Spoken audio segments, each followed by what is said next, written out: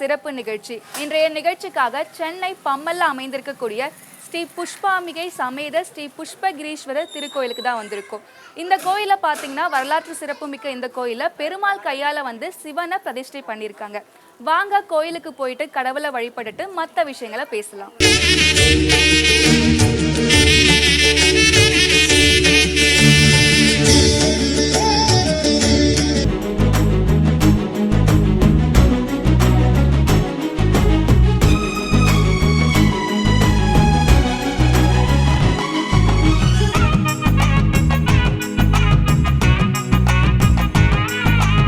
ஸ்ரீ புஷ்பாம்பிகை சமேத ஸ்ரீ புஷ்பகிரீஸ்வரர் திருக்கோயிலுக்கு நாம் வந்துட்டோம். இங்கே ஸ்ரீ புஷ்பாம்பிகை அம்மனுக்கு தனியாகவும் புஷ்பகிரீஸ்வரருக்கு தனியாகவும் நந்திக்கு தனியாகவும் அபிஷேகங்களும் ஆராதனையும் நடைபெற இருக்கு. வாங்க அதை பார்த்துட்டு வந்துடலாம். கோட்டி சூரிய பிரகாசனே கனக சபைஷனே கோட்டி சூரிய பிரகாசனே கனக சபைஷனே கோட்டி சூரிய பிரகாசனே கனக சபைஷனே கோட்டி சூரிய பிரகாசனே கனக சபைஷனே கோட்டி சூரிய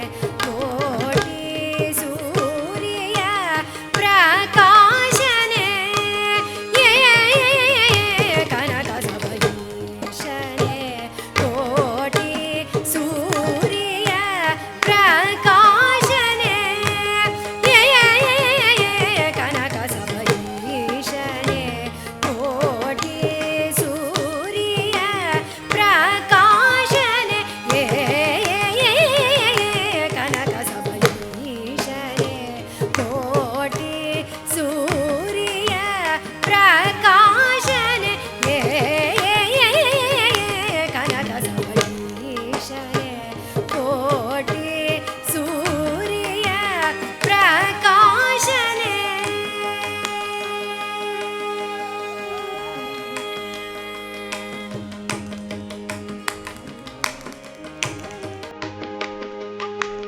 வாசனே தில்லை வாசனே தில்லை வாசனே சித்தபை வாசனே சித்தபை வாசனே சிதம்பர வாசனே சிதம்பர வாசனே ஞானதம் வாசனே ஞானதம் வாசனே நடனதம் வாசனே நடனதம் வாசனே பொன்னம்பல வாசனே பொன்னம்பல வாசனே பெரம்பல வாசனே நடன சபை வாசனே கனக சபை வாசனே கனக சபை வாசனே ஞான சபை வாசனே ஞான சபை வாசனே நடன சபை வாசனே பொன்னம்பல வாசனே பெரம்பல வாசனே சிதம்பர வாசனே பொன்னம்பல வாசனே சித்சபை வாசனே தில்லை வாசனே ஆனந்த நடராஜனே கனக சபைஷனே ஆனந்த நடராஜனே கனக சபைஷனே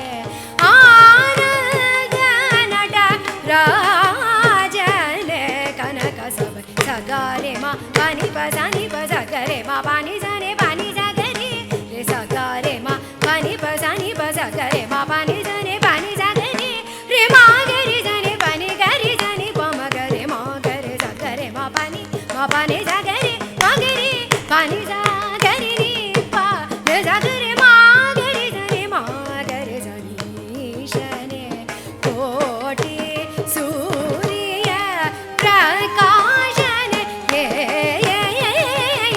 கனக சபரீஷ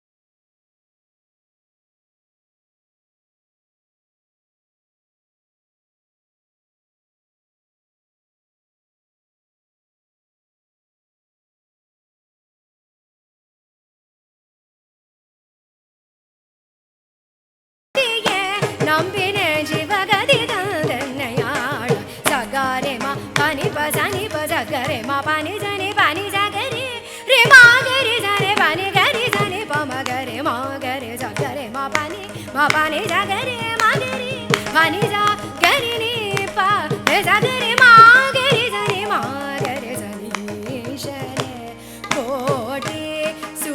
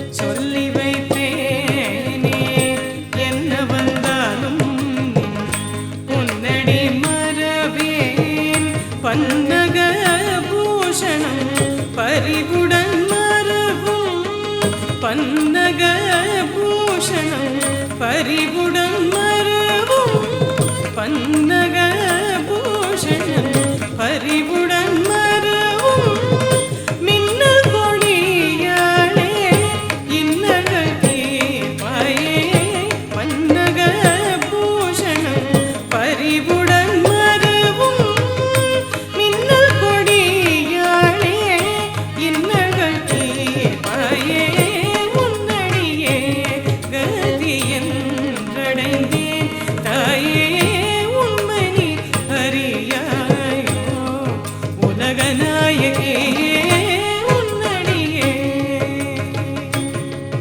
கதியின்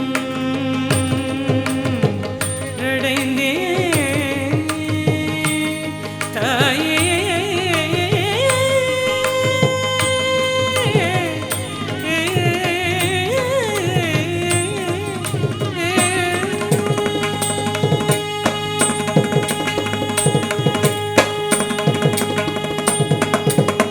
ஸ்ரீ புஷ்பாம்பிகை சமேத ஸ்ரீ புஷ்பகிரீஸ்வரர் திருக்கோவில்ல விசேஷமான நாட்கள்ல சிவபெருமான பல்லக்கில் வச்சு ஆலயத்தை சுத்தி வருவாங்க.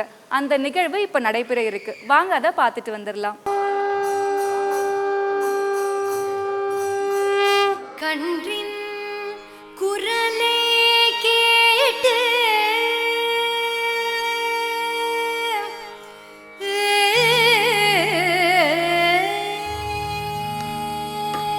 கன்றின் குரலை கேட்டு கனிந்து வரும் பசு போல் கன்றின் குரலை கேட்டு கனிந்து வரும் பசு போல் கன்றின் குரலை கேட்டு கனிந்து வரும் பசு போல் கன்றின் குரலை கேட்டு கனிந்து வரும் பசு போல் கன்றின் குரலை கேட்டு கனிந்து வரும் பசு போல் ஒன்றுக்கும் அஞ்சாது ஒன்றுக்கும் அஞ்சாது ஒன்றுக்கும் அஞ்சாது ஒன்றுக்கும் அஞ்சாதன் உள்ள துயரம் தீர்க்க ஒன்றுக்கும் அஞ்சாதன் உள்ள துயரம் தீர்க்க என்றைக்கு சிவகிருபை வருமோ ஏழைக்கென்றைக்கு சிவகிருபை வருமோ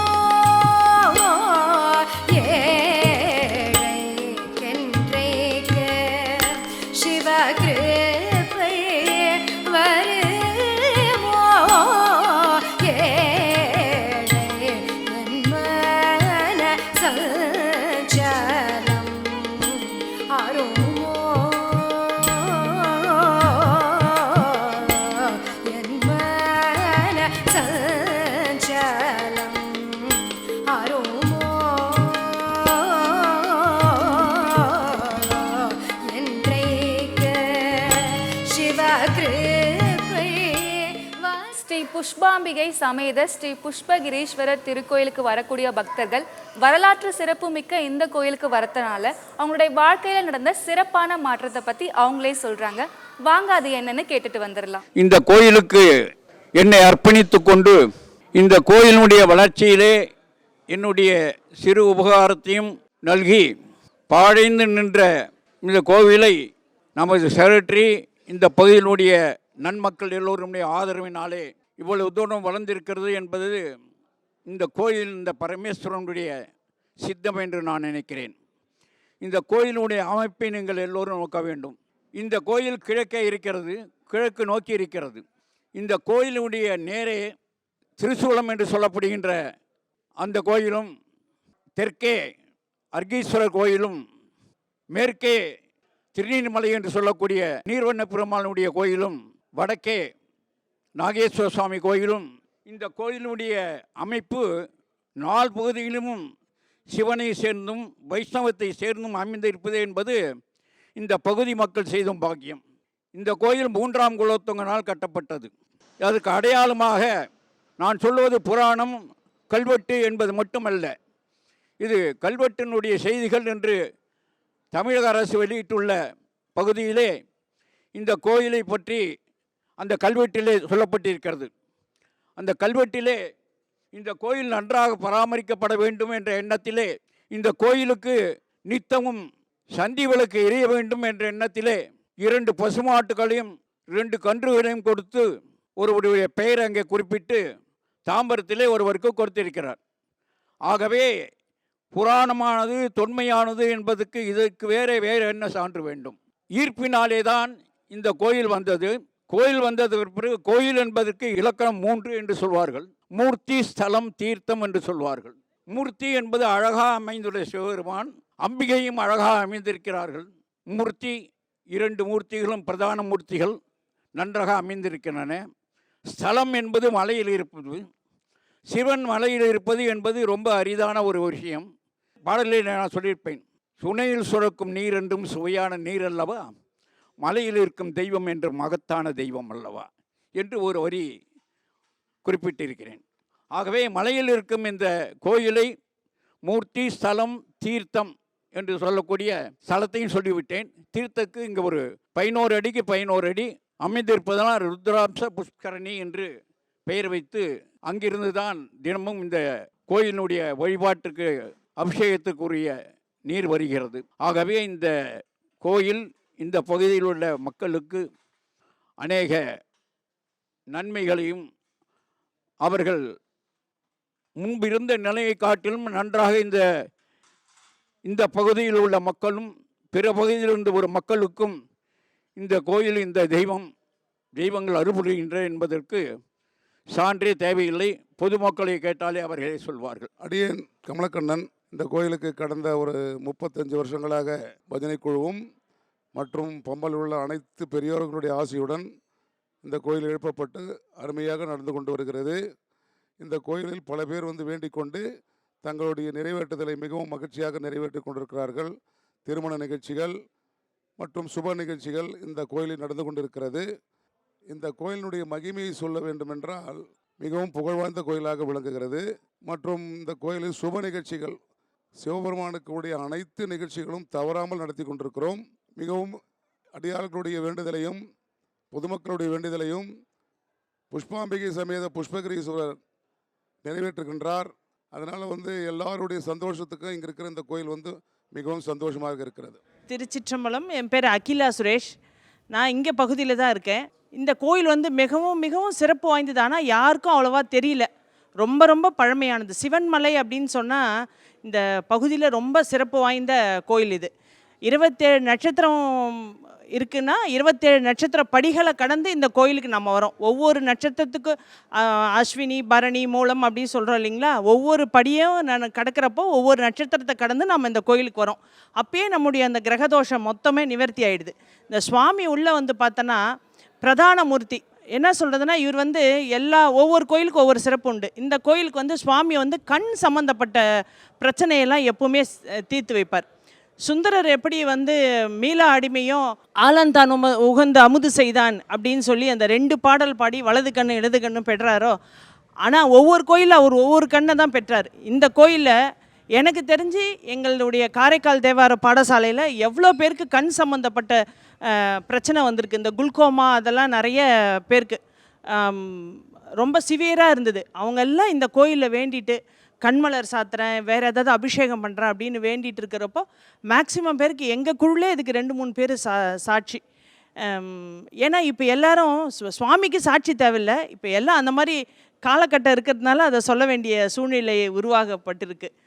சுவாமி அந்த மாதிரி நம்ம கண் சம்மந்தப்பட்ட வியாதிகளை தீர்க்கிறார். அம்பாள் குழந்தை இல்லாத தம்பதிகளுக்கு குழந்தையும், ருது ஆகக்கூடிய பெண்களுக்கு சில பேருக்கு கொஞ்சம் காலதாமதமாகும், அவங்களுக்கு அந்த பாக்கியத்தையும் அம்பாள் பிரத்யட்சமாக தரா. இங்கே வந்து நிறைய ஹோமங்கள் நடக்கும். துர்கா சப்தஸ்லோகி ஹோமம், அப்புறம் நிறைய எந்தெந்த கிளாஸ் நடந்தாலும் எங்களுடைய காரைக்கால் தேவார பாடசாலையில் எங்கே தான் எங்களுடைய திருவாசகம் அரங்கேற்றம், 12 திருமுறை அரங்கேற்றம், திருப்புகழ் அரங்கேற்றம் எல்லாம் இந்த கோயிலில் தான் நடந்து கொண்டு இருக்குது. நிறைய கிளாஸ் இந்த கோயிலில் நடக்குது, வேத பாடசாலை நடக்குது, அப்புறம் நிறைய இங்கே பஜன் நடக்குது. எல்லாமே ரொம்ப செவ்வாய்க்கிழமை எல்லா நாளும் இங்கே வந்து ரொம்ப சிறப்பாக இருக்கும். ஆனால் இந்த பகுதியில் இவ்வளோ பேர் இருக்கிறாங்க. ஆனால் என்ன சொல்கிறது, இங்கே கொஞ்சம் பேர் தான் வரா மாதிரி சூழ்நிலை இருக்குது. ஆனால் தெரிஞ்சவங்க வந்துட்டாங்கன்னா ஈர்ப்பு ஈஸ்வரன் பேர்.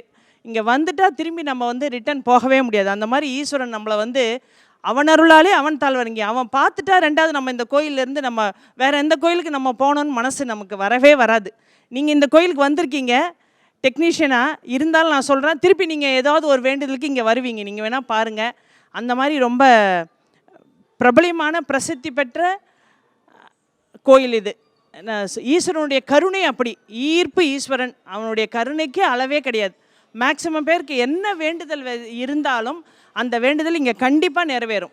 அது நிறைய பேருக்கு கண்கூட நடந்துட்டுருக்கு, இன்னும் நடந்து கொண்டே தான் இருக்குது. இதுக்கெல்லாம் எங்கள் பாடசாலையிலுடைய அடியார்களே அதுக்கு ஒரு பெரிய சாட்சி. புழுச்சலூரிலிருந்து ராமகிருஷ்ணனாகிய நான் 20 வருடமாக இந்த திருக்கோயிலிலே பௌர்ணமி நன்னாளிலே பெரிய புராணம், திருத்தொண்டர் புராணத்தை எல்லோருக்கும் இறைவன் திருவருளால் சொல்லுகின்ற வாய்ப்பை பெற்றவன். மிக அற்புதமாக இறைவனை பற்றி சிந்திக்கின்ற பாக்கியம் கிடைத்திருக்கிறது. என்னுடைய வாழ்க்கையில் நான் வேண்டிக் கொண்ட எல்லா நலங்களையும் இந்த பெருமான் அருள்மிகு புஷ்பாம்பிகை சமேத புஷ்பகிரீஸ்வர பெருமான் எல்லா நலங்களையும், என்னுடைய மகள் திருமணம் எப்படி நடக்க வேண்டும் என்று நான் எண்ணினேனோ அதேபோல் பெருமான் எனக்கு நடத்தி வைத்தார் என்ற அனுபவத்தையும் உங்களிடத்தில் மிகவும் பணிவாகவும் அன்பாகவும் இறைவனுடைய திருவடியை வணங்கி தெரிவித்துக் கொள்ளுகின்றேன். என் பேர் வந்து குமார். 2018 ரிட்டையர் ஆகி நான் இங்கே வந்துட்டேன். வந்துட்டு என்ன பண்ண போகிறோன்னு எனக்கு ரொம்ப மனசில் வந்து ரொம்ப கவலையாக இருந்தது. என்ன பண்ண போகிறோம்னு தெரியலையே அப்படின்ட்டு. அப்புறம் தான் என் ஒய்ஃபு இங்கே கூப்பிட்டு வந்தாங்க. இங்கே வந்து தியாகராஜா மாமா வந்து வேத பாடசாலை நடத்துகிறாங்க, வேதம்லாம் சொல்லி கொடுக்குறா அப்படின்னு. அன்னிலேருந்து வேதம் கற்றுக்க ஆரம்பிச்சிடுறேன். ஒன்று ஒன்றா நான் வந்து எங்களுடைய ஈடுபாடு இந்த கோவிலில். எங்களுக்கு வந்து என்ன இது பண்ணாலும் எங்கள் ட்ரஸ்டி சார் புருஷோத்தமன் சார்கிட்ட சொல்லிட்டு அப்புறம் உடனே இம்மிடியேட்டாக எங்களுக்கு அவர் செஞ்சு கொடுக்கறதுக்கு அவர் எப்போவுமே ரெடியாக இருக்கார். ஸோ எங்கள் குரூப்பில் எல்லாம் நாங்கள் சேர்ந்து இங்கே வந்து திருவாசகம் முற்றுவதலும் மற்ற நிகழ்ச்சிகள்லாம் பண்ணிகிட்ருக்கோம். மனசு வந்து ரொம்ப நிம்மதியாக இருக்கும். இங்கே வந்தால் எப்போ கோயிலுக்கு போகிறோன்றதே நம்மளுக்கு மனசில் தோண்டிகிட்டே இருக்கும் எப்போ பார்த்தாலும். அந்த மாதிரி ஒரு ஈர்ப்பு சக்தி இந்த இறைவனுக்கு இருக்குது. நம்மளுக்கு தெரியாமல் சிவனை பார்த்துட்டே இருக்கலாம் போல இருக்குது. சிவனுக்கு கண், மூக்கு எல்லாம் வாய் எல்லாமே எங்களுக்கு தெரியும். நான் ஒய்ஃபிட்ட அதை சொல்லிட்டு இருப்பேன், பாரு வேறு எங்கே போனாலும் இந்த மாதிரி ஒரு கிடைக்காது நம்மளுக்கு. ரொம்ப அருமையான கோவில். அதே மாதிரி அம்பாளுக்கும் துர்கா சப்தஸ்லோகி எவ்ரி ஃப்ரைடே வந்து நாங்கள் இங்கே வந்து பாராயணம் பண்ணுறோம். ரொம்ப சக்திவான அம்மன். சண்டி ஹோமம் அதெல்லாம் கூட இங்கே நடக்கும். ரொம்ப எங்களுக்கு வந்து மனசு ரொம்ப திருப்தி.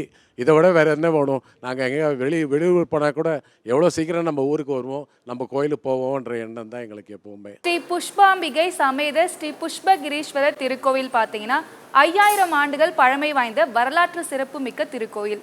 இந்த கோவிலில் பார்த்தீங்கன்னா பெருமாள் அவர்களுடைய கையால் தான் சிவபெருமான் அவர்கள் பிரதிஷ்டை செஞ்சுருக்காங்க. அது மட்டும் இல்லாமல் இந்த கோவிலில் வரத்துக்கு முன்னாடி 27 படிகளை தாண்டி தான் நம்ம வரணும். அதாவது 27 படிகளுமே 27 நட்சத்திரங்களை குறிக்குது. நம்மளுக்கு நட்சத்திர தோஷங்கள் இருந்தால் இந்த படிக்கட்டில் தாண்டி வரும்போது அந்த நட்சத்திர தோஷங்கள் தீரும்னு சொல்லப்படுது. அது மட்டும் இல்லாமல் இங்கே புஷ்பாம்பிகை அம்பிகை இருக்காங்க. அவங்கக்கிட்ட குழந்தை வரம் இல்லாதவங்க குழந்தை வரத்துக்காக வேண்டிக்கிட்டாங்கன்னா அவங்களுக்கு வந்து குழந்தை பிறக்கும்னு சொல்லப்படுது. அது மட்டும் இல்லாமல் கண் சார்ந்த பாதிப்புகள் யாருக்காச்சும் இருந்துச்சுன்னா அவங்க வந்து வேண்டிக்கிட்டாலும் அதுவும் வந்து குணமாகணும்னு சொல்லப்படுது. பொதுவாகவே பௌர்ணமி கிரிவலம்னா வந்து திருவண்ணாமலை தான் ரொம்ப பிரதிஷ்டியாக நடக்கும். அதே அளவுக்கான சிறப்பு வந்து இந்த கோவிலுக்கும் இருக்குது. இங்கே இருக்கக்கூடிய பக்தர்கள் வந்து பௌர்ணமி அன்னைக்கு அங்கே எப்படி கிரிவலம் போவாங்களே அதே மாதிரியே இங்கவும் கிரிவலம் போவாங்க. இந்த கோவிலுடைய மூலவரா புஷ்பகிரீஸ்வரர் இருக்காங்க. அதுக்கு அடுத்தபடியாக புஷ்பாம்பிகை அம்மாளும் இருக்காங்க. முருகர், விநாயகர், அதுக்கப்புறம் ஆஞ்சநேயர் சன்னதி, திருநீர்மலை பெருமாள் அவருடைய பாதமும் இங்கே இருக்குது. அதுக்கப்புறம் நவகிரகங்கள் இருக்குது, பைரவர் சன்னதி இருக்குது, ஸ்ரீ நடராஜர் அவர்கள், அதுக்கப்புறம் சிவகாம சுந்தரி அவர்களுடைய சிலையும் இங்கே இருக்குது. அது மட்டும் இல்லாமல் அவங்களுக்கும் தனித்தனி சன்னதிகள் வந்து இந்த கோவிலில் இருக்குது. என் பேர் புருஷோத்தமன். நான் பம்மல் பகுதியில் வசித்து கொண்டு வருகிறேன்.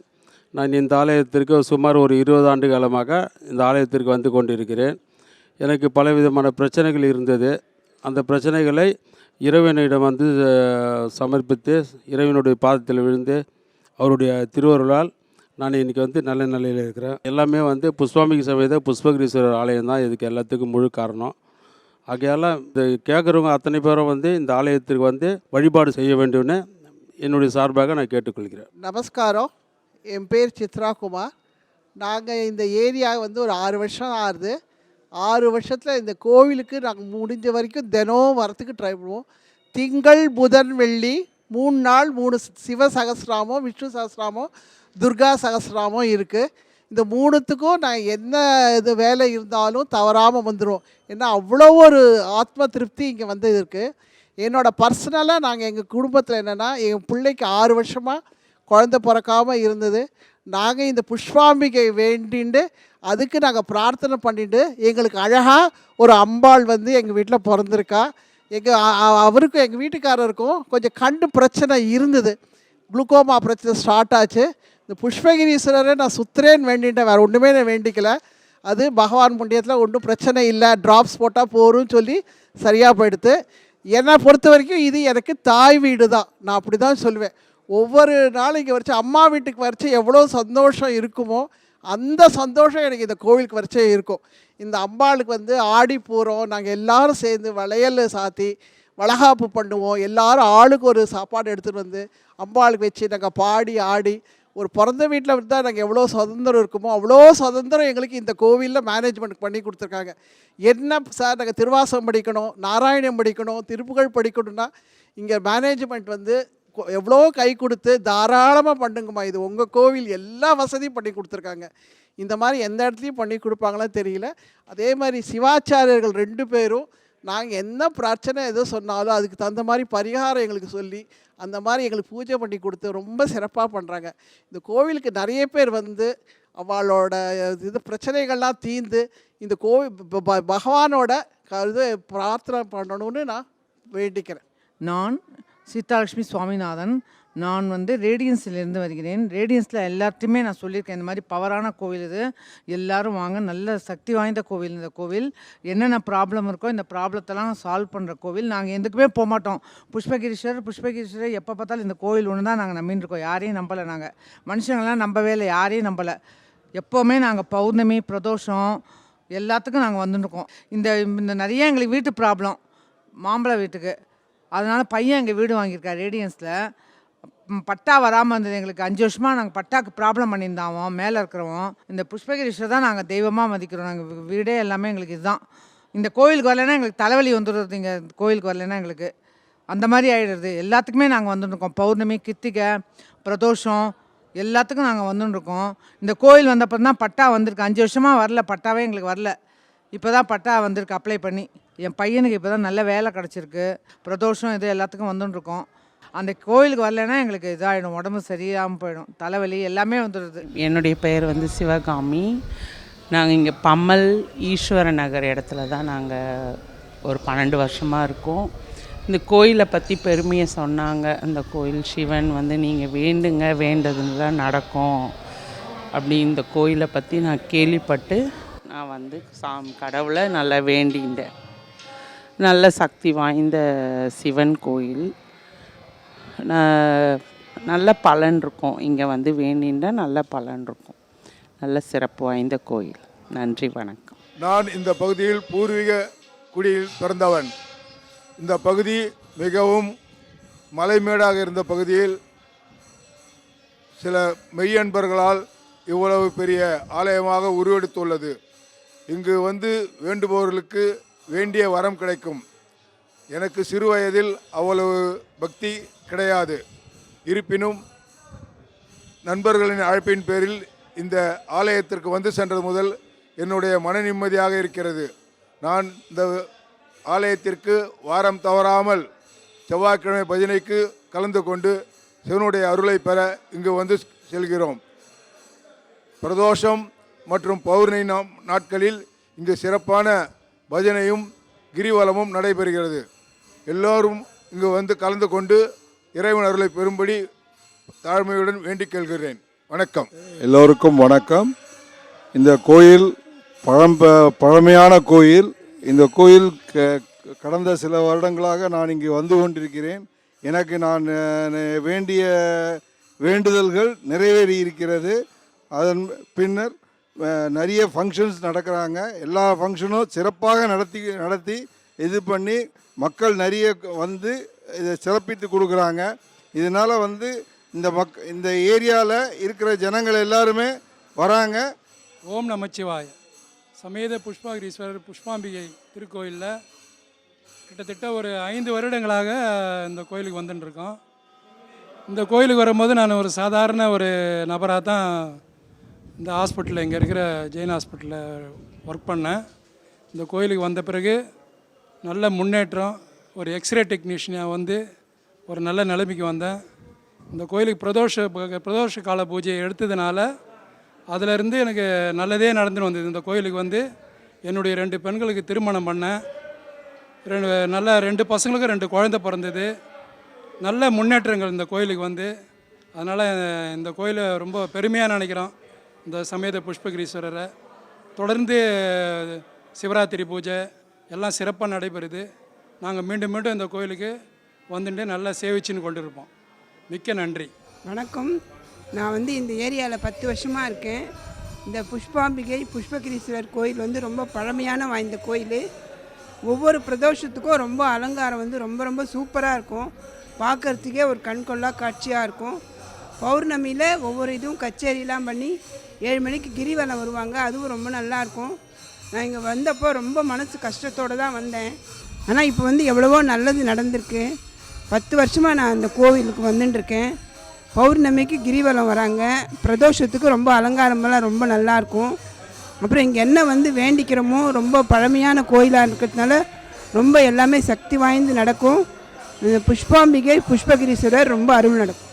ரொம்பவும் சக்தி வாய்ந்த புஷ்பகிரீஸ்வரர் புஷ்பாம்பிகை பக்தர்களுக்கு நிறைய அருள் பாலித்து கொண்டிருக்கிறார். என்னுடைய அனுபவத்திலே இந்த சன்னிதானத்திலே வந்து தொண்டு செய்வதாக நாம் வந்து கலந்து கொண்டதிலிருந்து எனக்கு ஒரு நல்ல எண்ணங்கள், நல்ல வாழ்வதற்கு சிறப்பான அம்சங்கள், நல்ல இதெல்லாம் கொடுத்துருக்காரு புஷ்பாம்பிகை சமேத புஷ்பகிரீஸ்வரர்.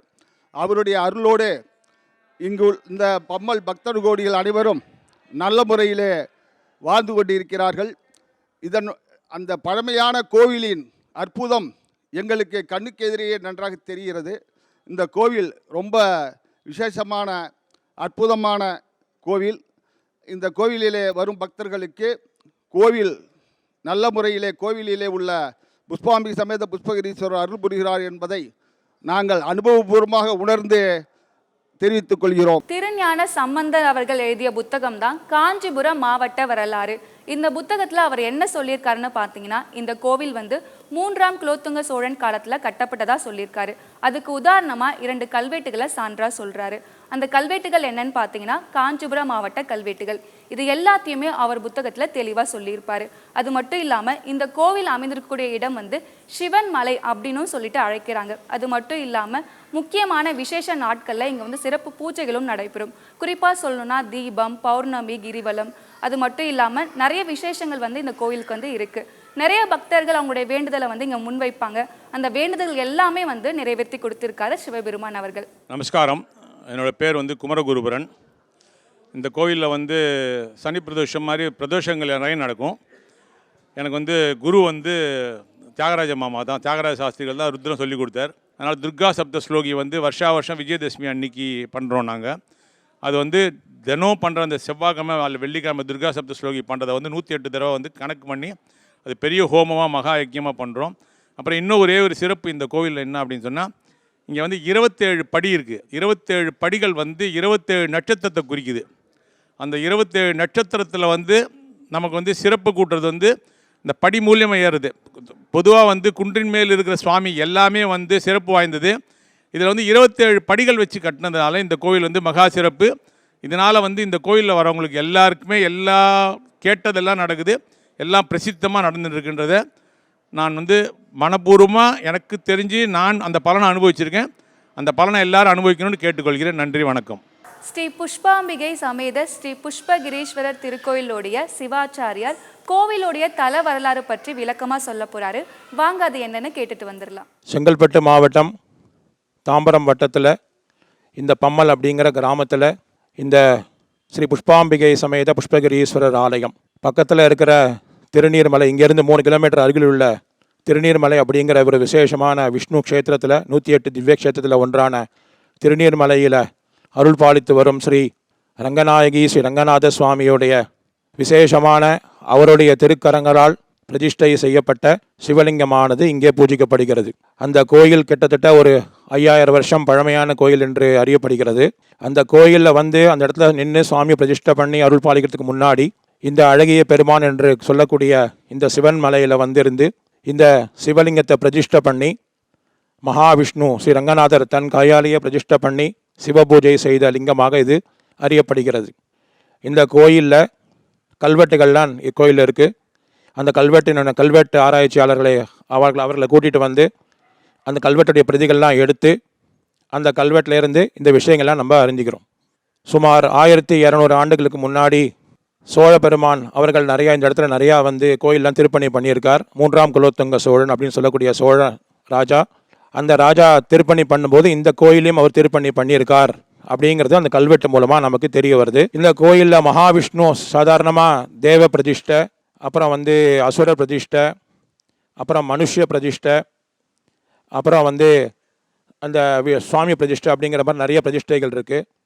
அதில் ரொம்ப வசதியாக இருக்கக்கூடிய விஷயம் என்னென்னா சுவாமியை பிரதிஷ்டை பண்ணுறது தான் ரொம்ப வசதியாக இருக்குது.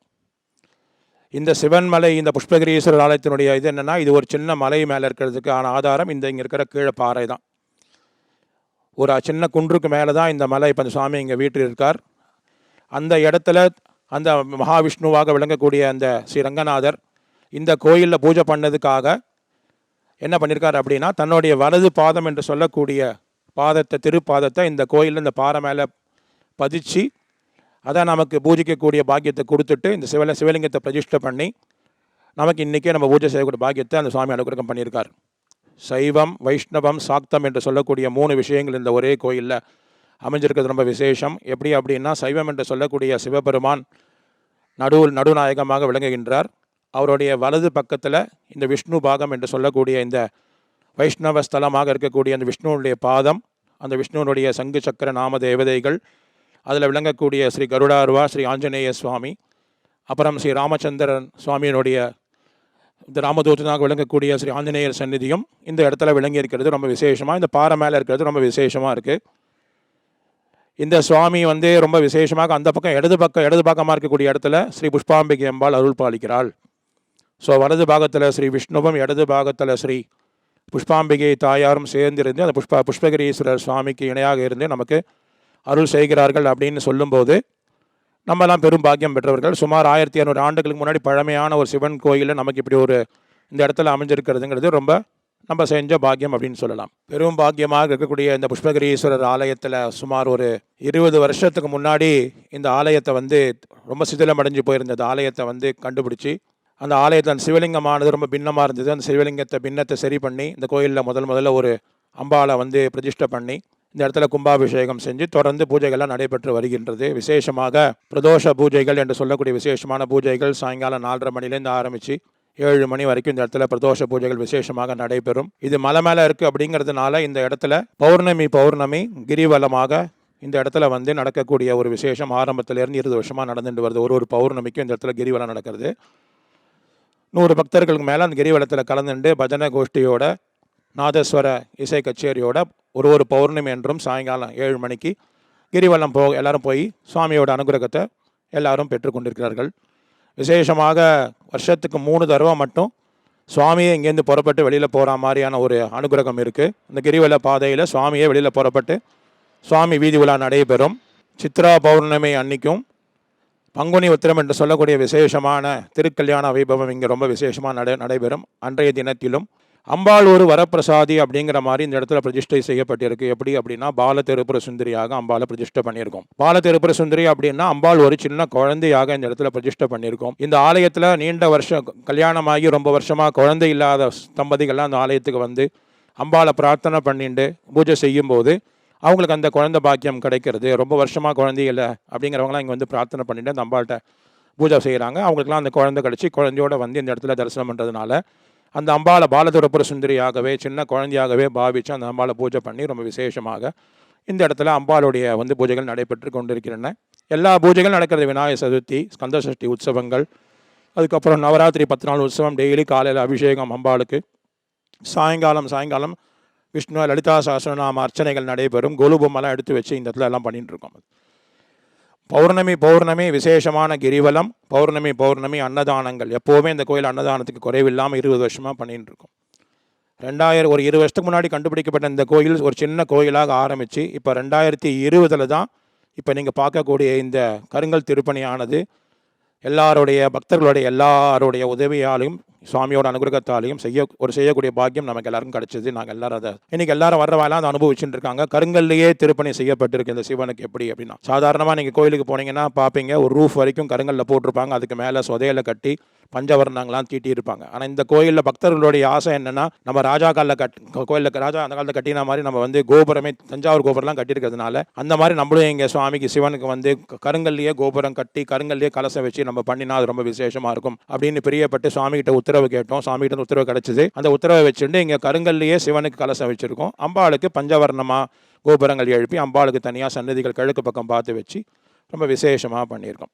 ஆலயத்தினுடைய சிறப்பு அப்படின்னா, இடபாகத்தில் அம்பாள் இருக்கிறதுனால சுவாமி வந்து அங்கே அர்த்தநாரீஸ்வரராக இருக்கார். வலபாகத்தில் வந்து விஷ்ணு இருக்கிறதுனால சங்கரநாராயணன் சொல்லக்கூடிய சுவாமியாகவும் இங்கே சுவாமி வந்து சிவன் வந்து அருள் பாலிக்கிறார். அப்படிங்கிறது தான் ரொம்ப விசேஷம். அது எல்லாத்துக்குமா ஆதாரமாக கல்வெட்டு இருக்குது. எல்லாத்துக்கும் ஆதாரமாக இந்த கோயில் வந்து நிர்வாகிகளுடைய பெரும் முயற்சியாலையும் எல்லாம் இந்த கோயிலில் எங்கெங்கேருந்தோ பக்தர்கள்லாம் இன்னும் வராதவங்க எவ்வளோ பேர் இருக்காங்க.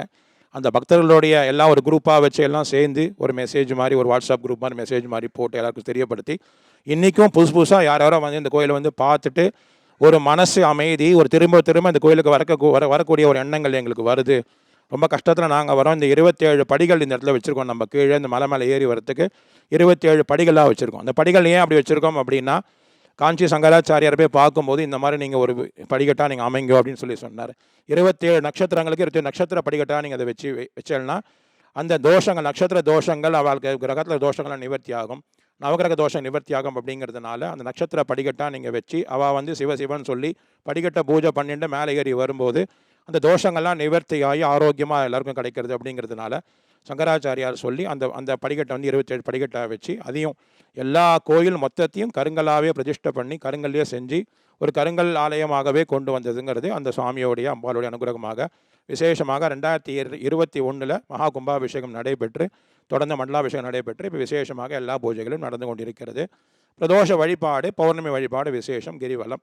எல்லாரும் அவசியம் அந்த கோயிலுக்கு வந்திருந்து அம்பாளை தரிசனம் பண்ணி சுவாமியை தரிசனம் பண்ணி அந்த மகாவிஷ்ணு பாதத்தை தரிசனம் பண்ணி, எப்படி கயால விஷ்ணு பாதம் எப்படி விசேஷமாக சொல்கிறோமோ, எப்படி திருவங்காடு க்ஷேத்திரத்தில் எப்படி விசேஷமாக ருத்ரபாதம்னு சொல்கிறோமோ, அப்படிப்பட்ட அந்த விஷ்ணு பாதத்தை எல்லாரும் இங்கே வந்து தரிசனம் பண்ணி அந்த விஷ்ணுவால் பூஜிக்கப்பட்ட புஷ்பகிரீஸ்வர சுவாமியை தரிசனம் பண்ணி எல்லாரும் சௌக்கியமாக இருக்கணும், அனுகிரகம் வந்து எல்லாரும் கிடைக்கணும்னு பிரார்த்தனை பண்ணி இந்த கோயிலில் அமைந்திருக்க சன்னதிகள் ஏற்கனவே சொன்ன மாதிரி நடுவிதானமாக சிவபெருமான் புஷ்பகிரீஸ்வரரும் அவருடைய வலது பாகத்தில் ஸ்ரீ மகாவிஷ்ணு பாதம் என்று சொல்லக்கூடிய ரங்கநாதருடைய திருப்பாதமும், இடது பாகத்தில் ஸ்ரீ புஷ்பாம்பிகை சன்னதிகள் இருக்கின்றன.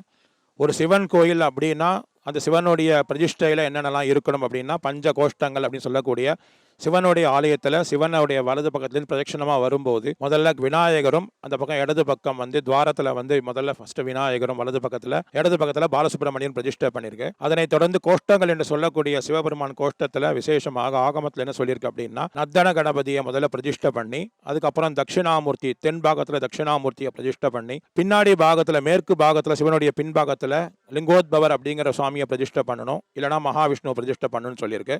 நம்ம கோயில் விசேஷமாக லிங்கோத்பவர் சுவாமி பிரதிஷ்டை பண்ணியிருக்கோம். என்ன அப்படின்னா, அந்த லிங்கோத்பவரில் நீங்கள் பார்த்தீங்க அப்படின்னா மேலே வந்து அன்னபக்ஷி வாகனமாகவும் அந்த லிங்கத்திலேயே நீங்கள் பார்க்கும்போது லிங்கத்திலேருந்து சிவன் உற்பத்தி ஆகி வெளில வரார். அப்படிங்கிறது தான் லிங்கோத்பவர். அந்த லிங்கத்தினுடைய மேல் பாகத்தில் அன்னபக்ஷியாக விளங்கக்கூடிய பிரம்மதேவர் அன்னபக்ஷியாக வாகனம் எடுத்து சிவனுடைய முடியை காண போகும்போதும் கீழ்பாகத்தில் சிவனுடைய பாதத்தில் பார்க்கும்போது அன்ன ரூபத்தில் மகாவிஷ்ணு எடுத்து அவருடைய பாதத்தை பார்க்கும்போது தான் அந்த லிங்கோத்பவ ரூபமாக சுவாமி இங்கே வந்து காட்சி அளிக்கிறார். அதனுடைய பிரதிபலிப்பாக தான் இந்த இடத்துல தனியாகவே பிரம்மாவையும் விஷ்ணுவையும் நம்ம பிரதிஷ்டை பண்ணி இந்த பிரம்மா வந்து அன்ன வாகனமாகவும் விஷ்ணு வந்து பன்றி வாகனமாகவும் இங்கே வந்து இருக்கார் அப்படிங்கிற மாதிரி லிங்கோத்பவரை நம்ம காமிச்சிருக்கோம்.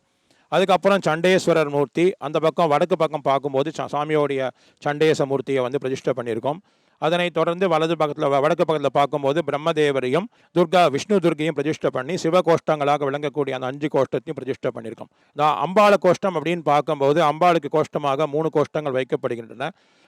மூலஸ்தானத்தில் இருக்கக்கூடிய புஷ்பாம்பிகை அம்பாளுடைய கோஷ்டமாக இச்சாசக்தி, ஞானசக்தி, கிரியாசக்தி என்று சொல்லக்கூடிய 3 தேவதைகளை பிரதிஷ்டை பண்ணுறோம். கிரியாசக்தி என்று சொல்லக்கூடிய மாகேஸ்வரி தேவியை தெற்கு பாகத்தில் வந்து எந்த பாகத்தில் தட்சிணாமூர்த்தி இருக்காரோ அந்த பாகத்தில் அதே பாகத்திலேயே அந்த மாகேஸ்வரின்னு சொல்லக்கூடிய ருத்ரா சக்தியை வந்து நம்ம பிரதிஷ்டை பண்ணுறோம். பின்பாகத்தில் எப்படி நம்ம விஷ்ணுவை பிரதிஷ்டை பண்ணுறோம் அப்படிங்கிறனால அந்த மேற்கு பாகத்தில் வைஷ்ணவி தேவியை பிரதிஷ்டை பண்ணியிருக்கோம்.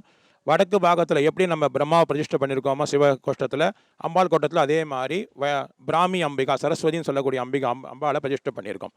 இந்த ஆலயத்தினுடைய சிறப்பு என்ன அப்படின்னா அந்த லிங்கம் வந்து பழங்காலத்து லிங்கம், மூலஸ்தானில் இருக்கிற லிங்கம் வந்து பழங்காலத்தில் லிங்கம். பின்னமாக இருந்த பாகத்தை மட்டும் எடுத்துட்டு அது சரி பண்ணும்போது அந்த 1200 வருஷம் நம்ம அந்த ராஜா காலத்தை சொல்கிறோம் நம்ம. ஆனால் 5000 வருஷத்துக்கு முன்னாடி பெருமாள் பிரதிஷ்டை பண்ணும்போது எந்த லிங்கம் இருந்ததோ அது மூலஸ்தானில் இருக்கிற லிங்கம் வந்து அது சுயம்புவாக கூட இருந்திருக்கலாம், நமக்கு தெரியாது. ஆனால் பழமையான லிங்கத்தில் அந்த லிங்கம் பழமையானது. லிங்கத்துக்கு எதிர்க்க இருக்கிற நந்திகேஸ்வரர் பழமையான நந்திகேஸ்வரர். அம்பாள் அதே மாதிரி வந்து புதுசாக நூதனமாக பிரதிஷ்டை செய்யப்பட்டுள்ளது. அம்பாளுக்கு எதிர்க்க இருக்க நந்திகேஸ்வரரும் பழமையான நந்திகேஸ்வரர். அம்பாளுக்கு எதிர்க்க ஏன் நந்திகேஸ்வரர் வச்சிருக்கோம் அப்படின்னு நிறைய பேருக்கு சந்தேகமாக இருக்கலாம்.